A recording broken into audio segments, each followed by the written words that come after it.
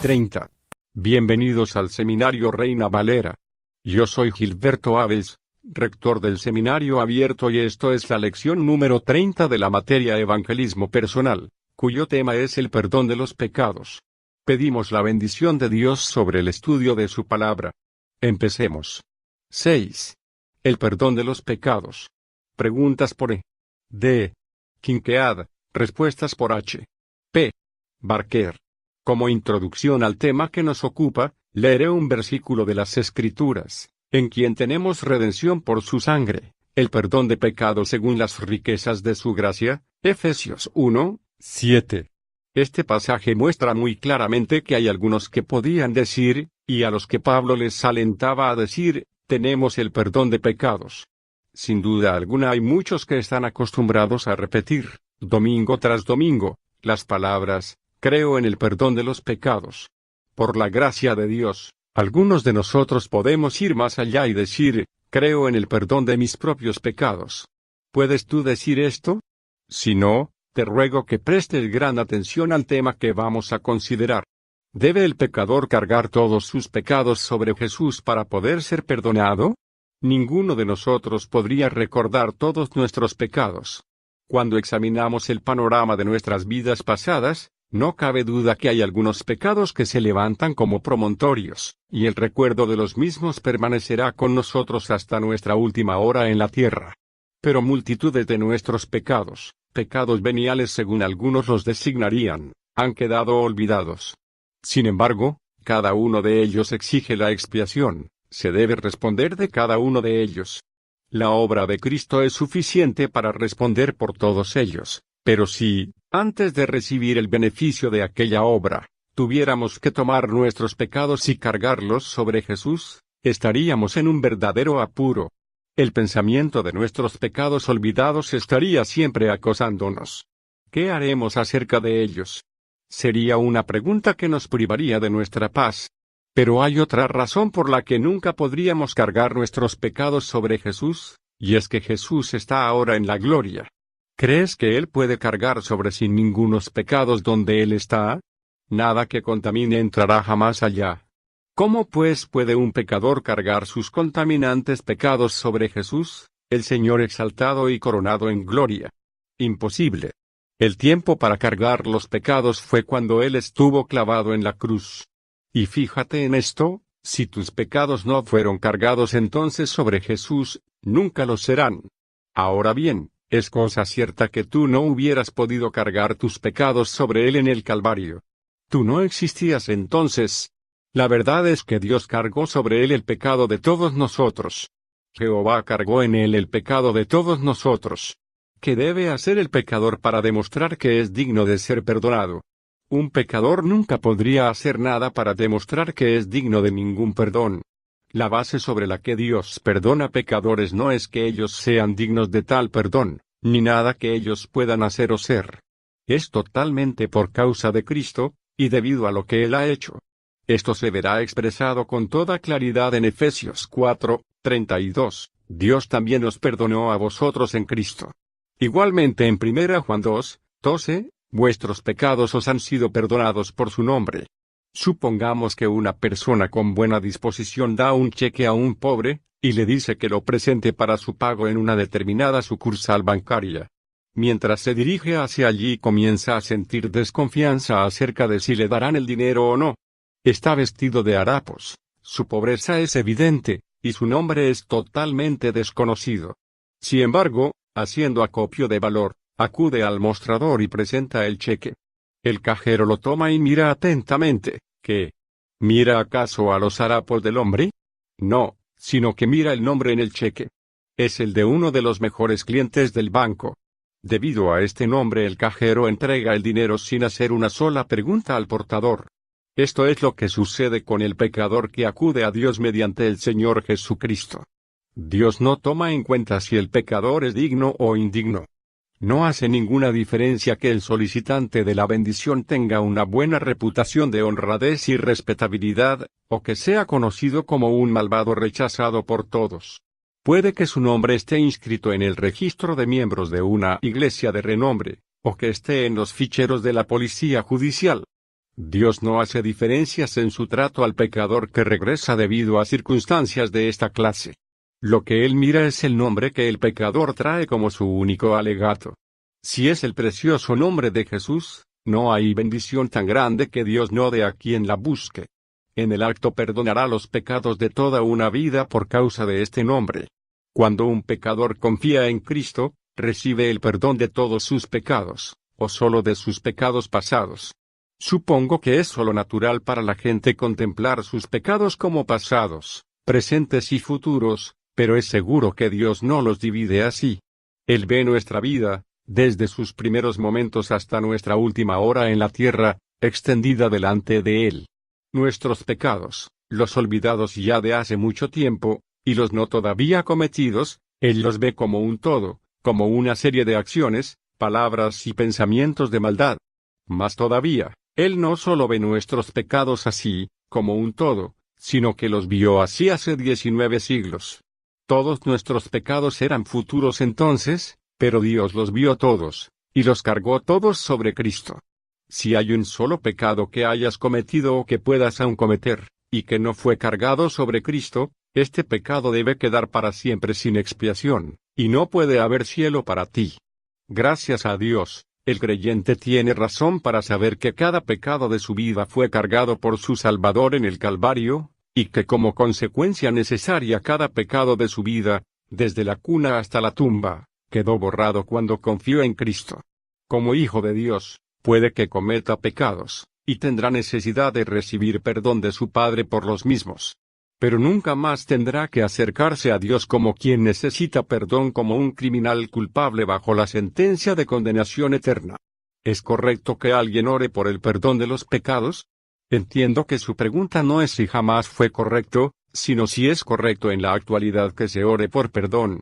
Alguien ha dicho que las Escrituras son tan elocuentes en aquello que omiten como en aquello que revelan. Desde luego que debemos contar entre sus omisiones cualquier instrucción para orar pidiendo perdón desde que la obra de expiación de Cristo quedó cumplida. Encontramos muchas referencias que muestran que el perdón de los pecados era cosa conocida por los primeros cristianos, y que se había dado provisión en el caso de cristianos que pecasen, pero buscamos en vano por cualquier exhortación a orar por esta gran bendición. ¿Cómo podemos orar por algo que ya tenemos? ¿No sería una oración así la oración de la incredulidad? Si como cristianos pecamos, se nos da la seguridad del perdón si confesamos nuestros pecados, no si oramos pidiendo perdón. Hay una gran diferencia entre confesar nuestros pecados y orar por el perdón, y hablaremos más de esto. Con respecto a los pecadores no salvos, la cuestión es evidentemente diferente. Pero incluso a los tales nunca se les instruye que oren pidiendo el perdón. Dios se revela como aquel que lo ofrece a todos gratuitamente por medio de Cristo, Hechos 13:38, y se exhorta a los pecadores a que lo reciban. Al decir que no se instruye a nadie que ore por el perdón, no olvido que el Señor Jesús enseñó a sus discípulos a orar perdón a nuestras deudas, pero esto fue antes que se cumpliese la obra de la expiación. Aquellos a los que se enseñó esta oración no estaban en la posición en que estamos nosotros, que vivimos con posterioridad al cumplimiento de aquella magna obra. Aunque ellos tuvieron el privilegio de acompañar al Señor Jesús sobre la tierra, estaban en la posición de los creyentes del Antiguo Testamento hasta que Él murió y resucitó, y el Espíritu Santo acudió para tomar su residencia aquí. Desde aquel tiempo, no se enseña a nadie a orar en aquella forma que era correcta y apropiada antes. ¿Necesitamos ser perdonados más de una vez? Supongo que en esta pregunta se refiere usted a los creyentes. Sí, necesitamos el perdón, tantas veces como pecamos. Ya hemos visto que el perdón de los pecados que acompaña a la salvación, véase Lucas 1:77, se recibe una vez por todas. Esta es una bendición que poseemos para siempre. Pero si nosotros, los hijos de Dios, cometemos pecado, nuestra comunión con Él queda interrumpida, y se precisa del perdón, que lleva a la restauración de esta comunión. Y Dios, nuestro Padre, está muy dispuesto a conceder este perdón. Si a nosotros se nos exhorta a perdonar a un hermano que haya pecado contra nosotros hasta 70 veces 7, podemos estar seguros de que Él nunca se cansará de perdonarnos hasta 70.000 veces 7. ¿Acaso el hecho de que Dios esté tan dispuesto a perdonar no alentará a la negligencia respecto al pecado? Si se comprende correctamente, tendrá el efecto exactamente opuesto. Un versículo en el Salmo 130 da una respuesta a esta pregunta: en ti hay perdón, para que seas reverenciado. Observemos bien estas palabras: para que seas reverenciado. La gracia perdonadora con la que siempre se recibe la confesión contrita del que ha errado, produce en el alma del perdonado un sentimiento tal de la bondad de Dios, y con ello una conciencia tal de la gravedad del pecado, que teme volver a contristar a un Dios tan amante, paciente y lleno de gracia. Este temor no es el temor que tiene tormento. Es un temor piadoso y sano a pecar. Sin duda que el temor al castigo actúa a menudo como freno sobre los hombres. Pero, ¿qué mejor es cuando se produce un temor al pecado? Y este es el resultado de la gracia perdonadora de nuestro Dios. Hace que sea una delicia andar en su temor y buscar agradarle en palabra y obra. ¿Qué deberían hacer los cristianos cuando pecan? Esta pregunta puede responderse con las mismas palabras de las Escrituras. Si confesamos nuestros pecados, Él es fiel y justo para perdonar nuestros pecados, y limpiarnos de toda maldad. 1 Juan 1, 9. Observemos que no dice, si pedimos perdón. Es fácil decir, oh Dios, te ruego que me perdones por causa de Jesús, pero confesar el pecado cometido es algo más profundo. Significa que tenemos que derramar la historia de nuestro pecado a oídos de Dios, que tenemos que decir, oh, mi Dios y Padre, te he deshonrado mintiendo, o bien, oh, mi Dios y Padre, he vuelto a dar paso a mi malvado mal temperamento. Sea cual fuere el pecado en particular, tenemos que confesarlo en verdadero juicio propio. Con ello, recibimos el perdón de Dios en gracia. Me permito ahora dar una palabra de consejo a mis amados jóvenes hermanos en la fe. Mantened cuentas cortas con Dios. No dejéis los pecados del día para incluirlos en una confesión general por la noche, sino que, tan pronto como os encontréis sorprendidos en una falta, confesadla. Si estás en un lugar donde no puedas estar a solas para arrodillarte, solo eleva tu corazón y di en silencio, Padre, he pecado, he hecho esto y aquello. El perdón es el resultado seguro. ¿De qué depende nuestro perdón, como hijos de Dios? De la abogacía del Señor Jesús. Naturalmente, su obra expiatoria en la cruz es la base de toda nuestra bendición y es el fundamento sobre el que se logra nuestro perdón eterno. Pero aquel que murió allí vive para siempre. Ya no como el que lleva el pecado, sino como abogado de su pueblo, él vive en la gloria. Esto es lo que aprendemos de 1 Juan 2, 1. Si alguno hubiere pecado, abogado tenemos para con el Padre, a Jesucristo el justo. Tan pronto como un creyente peca, pasa a ser objeto de la especial preocupación de su bendito abogado. Como resultado, es inducido a juzgarse por su pecado y a acudir a su Padre en humilde confesión. Como resultado adicional recibe el perdón, y queda purificado de toda iniquidad. Cuán agradecido deberíamos estar por los servicios de nuestro abogado.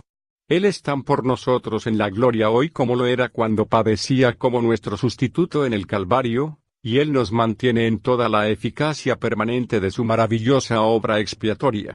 En Él está siempre ante la vista del Padre una base sobre la que Él puede perdonarnos, y cuando confesamos nuestros pecados, Él es fiel y justo para con Cristo al perdonarlos.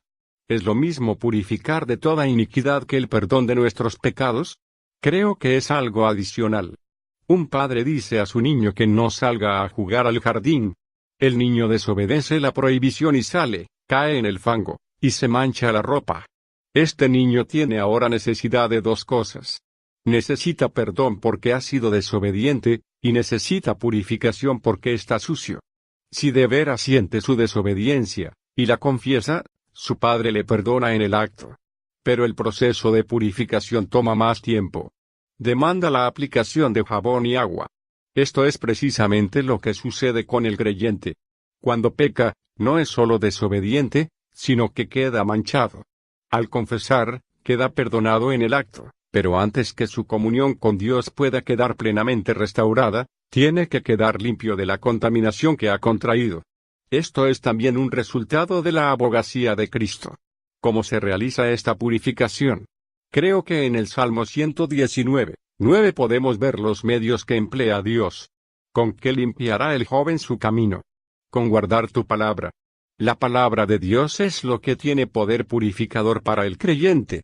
Recordemos que ahora no estamos hablando de aquella purificación que recibimos cuando acudimos a Cristo como pecadores culpables. En aquella ocasión fuimos purificados de una manera muy diferente, con la preciosa sangre de Cristo. Pero como creyentes necesitamos el continuo lavamiento, no con sangre, sino del agua por la palabra. Efesios 5, 26. Alguna preciosa porción de la palabra de Dios se aplica con poder al alma, y una vez más podemos contemplar con gozo el rostro de nuestro Padre. No se trata de que dudásemos de Él, siempre sabíamos que Él es nuestro Padre, y que al confesar nuestro pecado habíamos recibido su perdón.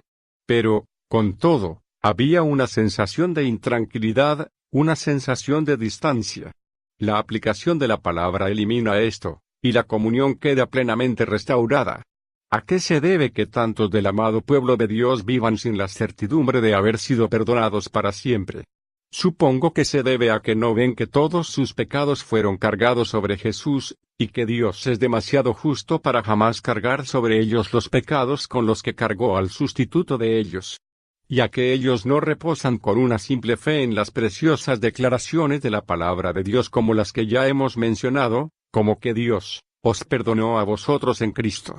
Parece que muchos están convencidos de que su perdón está de alguna manera relacionado con que ellos sean dignos del mismo, y al encontrarse a sí mismos llenos de indignidad, vacilan acerca de situarse entre los perdonados y salvados.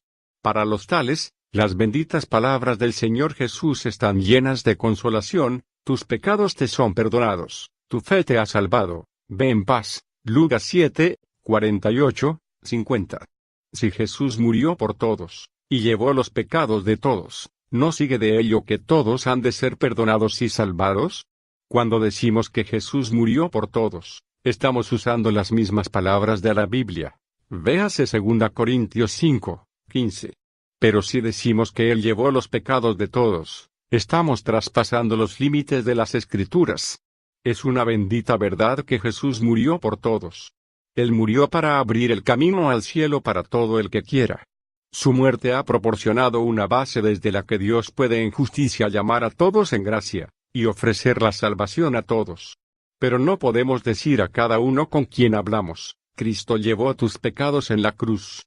Aquellos cuyos pecados Cristo llevó no tendrán que llevarlos ellos mismos, jamás. Pero muchos llevarán sus propios pecados para siempre en el infierno.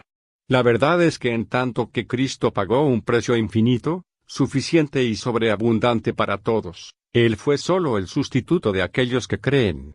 Podemos decir que Él llevó Él mismo nuestros pecados en su cuerpo sobre el madero. 1 Pedro 2, 24. Es desde luego un resultado necesario de que Cristo llevase nuestros pecados que hemos sido perdonados y salvados, pero esto es de aplicación solo a los que creen. Quiera Dios conceder que todos aquí crean en el Señor Jesucristo y reciban la remisión de sus pecados. Gracias por estar con nosotros en el estudio de este tema tan interesante. El privilegio ha sido nuestro apoyarle en su ministerio. Estamos agradecidos por sus oraciones. Favor de recordarnos con sus ofrendas de amor que hacen posible este ministerio educativo que fortalece a la Iglesia hispanoparlante en todo el mundo. Dios le bendiga.